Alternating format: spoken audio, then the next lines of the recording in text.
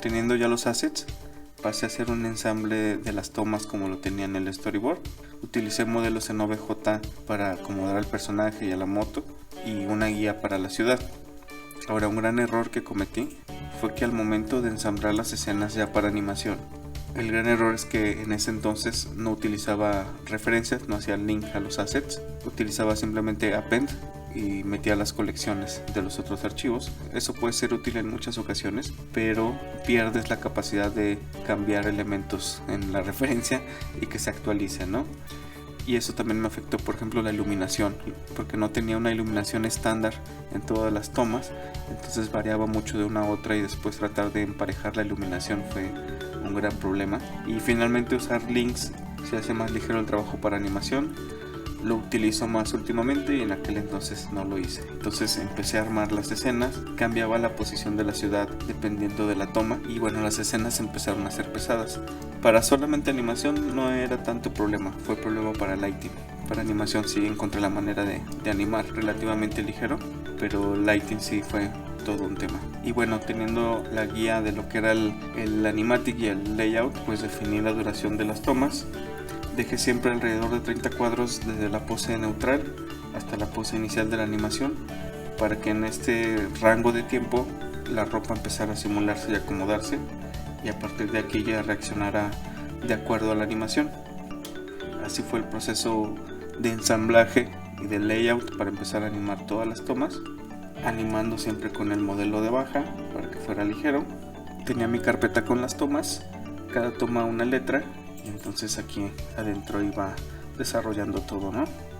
La parte de animación en sí fue el proceso más ligero en cuanto a trabajo, porque bueno, es el área en la que más me he desarrollado, no tenía como tantas cosas nuevas que aprender, ¿no? Y lo que sí fue un cambio fue que fue más relajado, porque era algo que no tenía demasiadas pretensiones, quería que se viera bien, pero sobre todo quería disfrutar el proceso de animar sin presión de tiempo, de entregas y sin cambios, ¿no? Entonces, porque es lo más normal en trabajo que es de cliente, que pues haya cambios y cambios, ¿no? Y bueno, tomé el proceso de animación de este proyecto como algo muy relajado, como un respiro de todo eso, disfrutar en sí el hecho de animar sin preocupaciones, ¿no? Iba sacando las tomas, al terminar las tomas iba sacando un playblast y armando un reel para ver cómo funcionaba ya junto, ¿no? Y pues bueno, eran tomas que no tenían ni mucha pretensión ni mucha complicación. Si acaso esta de la caída era la que era un poco más compleja por las mecánicas y la que requirió más referencia y más trabajo, ¿no? En cuanto a animación, hay varios tips y consejos en otros videos que entran a más profundidad, pero a grandes rasgos puedo comentarte que siempre busques lo que sea más óptimo para trabajar, que te dé mejor feedback de lo que estás haciendo. En este caso pues tengo el Simplify, te fijas, tengo la animación en la versión low de la geometría, entonces eso me quita peso. Apagar cosas innecesarias. También en este caso no necesito el fondo, los pies no están haciendo contacto con el piso, entonces todo eso lo puedo tener perfectamente escondido. Aquí tengo lo que te comenté de unos cuadros de espacio entre la pose T y la pose inicial de animación para darle tiempo a la ropa para que se acomodara. También animé teniendo cuidado de dejar algo de espacio en esta área para la cuestión de la colisión de la ropa. En Blender me gusta mucho más que en Maya que el performance de reproducción es mucho mejor, no necesitas hacer tantos blasts para estar viendo lo que estás animando, y también que es muy preciso al momento de mover los controles. Y por ejemplo, si presiono Shift mientras muevo el control, se va despacio, ¿no? Y me permite hacer los contactos de una manera, en este caso pues no necesita contacto con el piso, pero si lo necesitara, ese tipo de pequeños... esos movimientos como muy suaves para acomodar algunos objetos presionando Shift está perfecto para los contactos. Y aquí en Blender esas pequeñas herramientas te permiten trabajar más cómodo como animador. También el hecho de poner aquí los materiales como random y que te separa los objetos por colores es bien cómodo visualmente para buscar una mejor silueta, como que mental y visualmente, en vez de verlo todo gris, esto te sirve bastante. También los consejos de animar por pases, primero simple y después ir agregando detalles, modificando timing. Trabajar por grupos. trabajar por grupos, es decir, primero la espina, luego las piernas, luego los brazos, luego lo facial, y el ir trabajando por secciones del timeline. Por ejemplo, poner marcadores para saber dónde termina mi secuencia o dónde hay puntos importantes que quiero recordar, y trabajar por secciones pequeñas para ir viendo lo que necesita esa sección. A mí es lo que me funciona más. Y también trabajar straight ahead lo más posible. También eso te permite mayor fluidez y menos problemas para rellenar espacios después. Y como te decía, utilicé un sistema que aprendí años atrás trabajando en películas, que lo he visto no en todos los estudios, pero muchos estudios lo utilizan, que es bueno tener tu archivo de animación, exportas en Alembic y pasas por el proceso de simulación. Todo eso utilizando Alembic con el personaje en pose T, ¿no? En pose neutral, y solamente cargas la animación. En este caso tenía mi archivo de simulación donde ya había puesto las propiedades de la ropa, pintado pesos para la ropa, y la geometría estaba leyendo un Alembic que venía desde animación, cada parte del cuerpo con su respectiva nomenclatura, y entonces ya los demás procesos de simulación, ¿no? Y de subdivisión. Parte de esto fue el problema, estar aplicando subdivisiones en diferentes partes del proceso, no lo recomiendo. Cargaba la animación a este archivo, simulaba y exportaba el Alembic hacia el archivo de render. En cuanto a la simulación, bueno, pues fue mi primera experiencia, batallé para lograr un look que me gustara, como que atinarle a los parámetros exactos, o al menos, bueno, fue mi limitación, tal vez la falta de práctica. Lo que sí encontré a cambiar es que hubiera puesto más huesos en el rig para control de la ropa, porque lo dejé totalmente a la simulación. Debía haber puesto algunos huesos para controlar, y al final eso se vio mucho en que, por ejemplo, toda esta parte de la chamarra no se simulaba como yo quería, se quedaba pegado esta parte y solo se simulaba esto. Por mucho que pinté pesos, hice algunos cambios, no terminó de funcionar bien. Si te fijas aquí, pinté algunas secciones para la simulación y aún así no lograba tener el resultado que yo quería.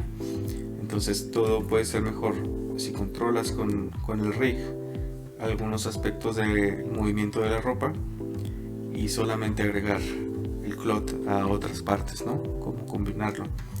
Ahora, si hay mucha diferencia cuando ya pinta los pesos, ahí ayuda bastante.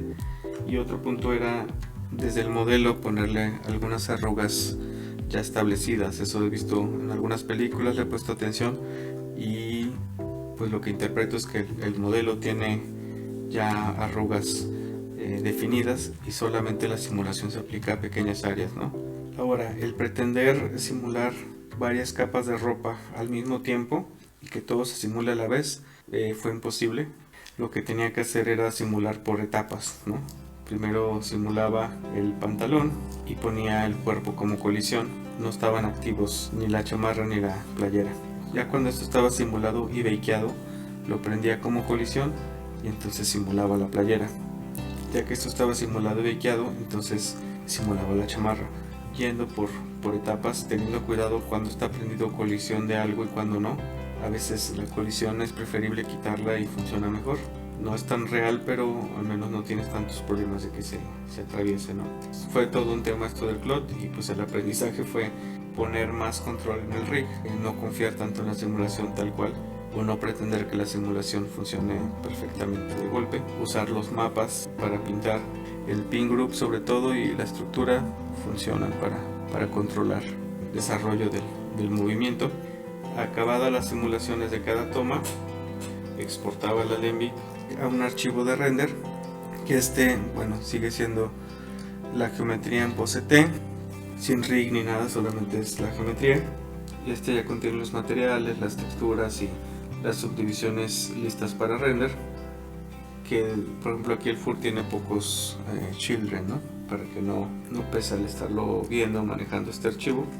Ahora, este workflow de estar exportando Alembics, importando otros archivos, lo aprendí en producción utilizando Maya, también porque luego generaba problemas de peso en la escena, porque es una forma más limpia para el render hacerlo sin huesos, ¿no? Sin que esté procesando el rig. Y bueno, a veces en Maya pasaba de que al hacer render, si tienes el rig con el FUR, con los materiales, y querer hacer render aparte, que es pesadísimo y tarda más, a veces, al menos antes eso pasaba, cambiaba la animación, o sea, como que no calculaba bien la deformación y había cambios en la animación, como desfases. Entonces eso es como un proceso que yo aprendí utilizando en Maya en producción, y pues lo quise implementar aquí en Blender, que bueno, me he dado cuenta en proyectos que he trabajado ya este tiempo, estos últimos 2 años con Blender, proyectos profesionales, que muchas veces, de hecho la mayoría de la escena la trabajo con el mismo rig, pero solo aprendí a las subdivisiones en tipo de render, el FUR, todo, y pues no hay problema, o sea, como que lo calcula muy bien. Entonces no he visto nunca un desfase de ese tipo. O sea, realmente Blender puede manejar muy bien el hacer el render sobre el rig sin problemas, ¿no? Por lo menos hasta ahora no he tenido problema. Quizá ya una producción que involucre muchos rigs y muchos detalles, muchos elementos, pues sí vale la pena hacer este proceso de los alembics para que la escena no pese tanto, para que el proceso sea menos, ¿no? Menos deformadores. Pero bueno, en proyectos simples, un personaje por ejemplo, no le veo ningún problema en usar el mismo rig. Incluso pienso que en el mismo rig podría hacerse una carpeta para simulación, ¿no?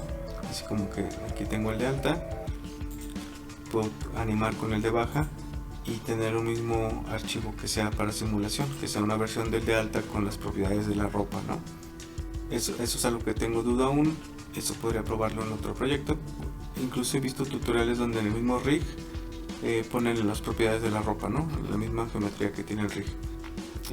Falta probarlo tal cual en un proyecto, pero creo que podría funcionar y nos eliminamos todo eso de estar exportando alembics. Bueno, cada carpeta tenía sus secciones, ¿no? El archivo de animación, una carpeta para la simulación de CLOT, aquí el archivo con las propiedades de la ropa, con el caché de animación, que es el alembic, y el caché del CLOT, y una carpeta para la granja, ¿no? Que aquí venía, bueno, los alembics, porque eso sí los tienes que anexar en la misma carpeta para la granja, al menos la granja que yo utilizo. Y si tienes UDIMs en las texturas también debes ponerlas, porque si no, no lo lee correctamente. Solo los alembics, links para assets de referencia y los archivos de caché, ¿no? Ya actualmente no trabajo la organización de carpetas de esta forma, o sea, era como muy redundante, muchos pasos. Ya normalmente trabajo lo que es la animación o todo el whip del proyecto en una carpeta raíz y una carpeta aparte que es la de farm, ¿no? En este caso puse farmer, pero era como para la granja de render, y ahí es donde pongo los archivos ya seteados de iluminación y lo que necesita. Más simple, más directo, y ponía los blasts de animación como había quedado el final y también el de la ropa para ver cómo se veía, ¿no? La simulación. Aquí se pueden ver algunos de los detalles que no me gustó, que no logré conseguir, sobre todo el comportamiento de esta parte de la chamarra, ¿no? Ese fue el principal tema que de plano no lo pude resolver con la forma que lo estaba haciendo. Ya hablamos de cuestiones de simulación de ropa y ahora hablando de simulación de fluidos, de lo que son polvos, humos, fuegos. Todavía me falta mucho de aprender. He hecho algunos humos ya en algunos otros proyectos, pero sí todavía me falta dominar el tema. Lo que sí es que te recomiendo a grandes rasgos es que la escena donde vas a simular sea una escena aparte, donde no tengas tantos elementos, sino solo lo indispensable, lo básico para tu simulación, la cámara, lo que vaya a interactuar directamente con la simulación. Empezar la simulación siempre de la forma más sencilla. Tratar de lograr el comportamiento con los settings más simples y con la resolución más baja, y después irlo refinando vez tras vez. Lo que nos puede ayudar es tener también la conciencia de que la simulación no va a ser rápida, o sea, no vas a dar con el resultado final que quieres de forma rápida, a menos que sea algo muy simple, pero generalmente es una simulación aplicada a alguna animación, algún comportamiento específico que quieres, y no lo vas a lograr de forma rápida. Siempre vas a tener que hacer muchas pruebas, ver si te gusta, no te gusta, borras caché, vuelves a hacer caché, ¿no? En cuanto a resolución, utilicé 480 divisiones, ya más de eso no era tan manejable por mi máquina.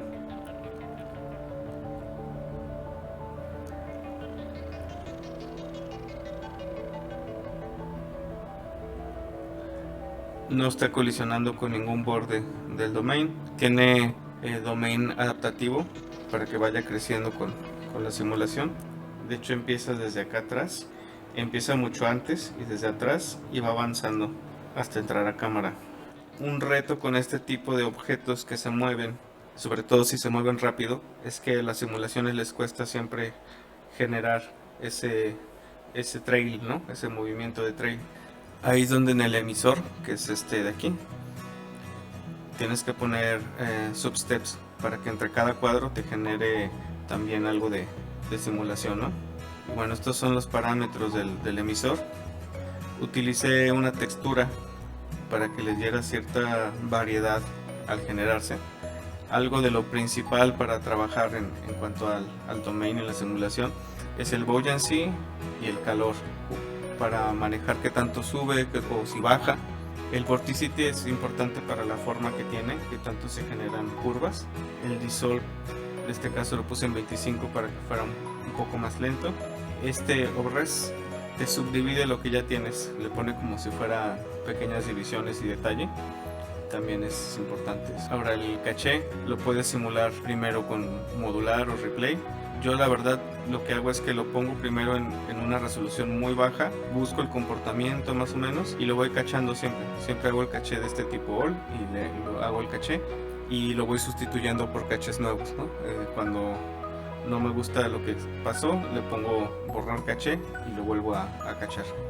Hice render en cycles, pero en granja. Aquí en el viewport podía ver ya algo de la imagen, ¿no? En los settings, pues básicamente usé los mismos settings que en lo demás, solo que este valor de los volumétricos sí lo cambié. Este rate, mientras más pequeño, se va a ver mejor. Entonces en render lo podrías poner hasta en este valor, por ejemplo. Y estos steps influyen en la calidad también, pero el tiempo de render puede ser monstruoso, ¿no? Por default viene en 1024. Por prueba y error pienso que se puede bajar mucho más y funciona bien.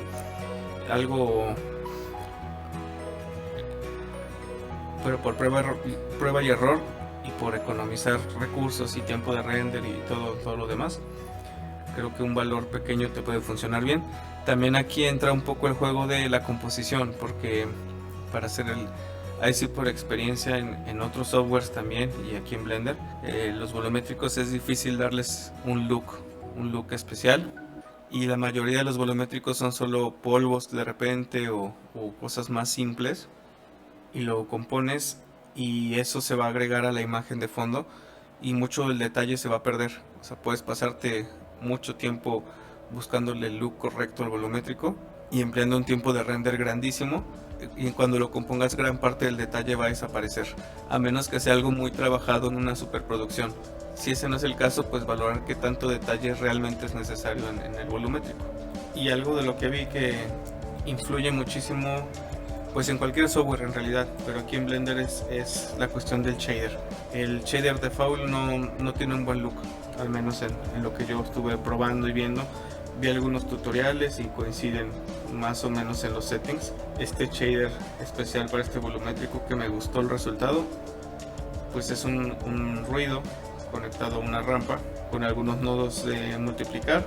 Aquí está el color del fuego realmente, y lo combinas todo y generas la imagen en la emisión del black body, no tanto en la densidad. De hecho, el atributo está aquí en calor. Voy a hacer una captura del material por si lo quieres utilizar. Y como te digo, me falta todavía mucho que aprender en volumétricos, pero a grandes rasgos son los consejos que te puedo dar. La escena anterior era el fuego de la llanta, y en otra escena aparte trabajé lo que es el humo de la moto en su escape, y lo que es la caída del personaje levanta un poquito de polvo. Y bueno, he encontrado que en Blender con las partículas los fluidos funcionan bien, interactúan también bien con las colisiones y con los fields. Me gustó esa parte porque en otros softwares había batallado un poco más en esos aspectos, pero sí hay un cierto problema para encontrar un look adecuado de una manera más fácil. También, bueno, aprendiendo ciertos trucos podemos ir resolviendo eso. Y aquí termina este video. En el próximo vamos a hablar de lighting, de settings de render, capas, colecciones y composición en Fusion. Y si te interesa la parte de animación, te invito a que te des una vuelta a revisar el curso que tengo en doméstica de animación de personajes en Blender. Está enfocado principalmente a acting y algunas metodologías de animación no tan cuadradas, un poco más flexibles y creativas. y aprovecha que por tiempo limitado tiene un 15% de descuento adicional utilizando el código que te dejo en la descripción. Si te gustan este tipo de videos, coméntamelo. Si quieres seguir viendo contenido como este, suscríbete si no lo has hecho. Escribe en los comentarios qué otro tipo de video te gustaría ver en el canal. Y si tienes otros consejos o opiniones sobre lo que aquí explicamos, por favor compártenos y así podemos seguir aprendiendo todos juntos. Muchas gracias y nos vemos pronto.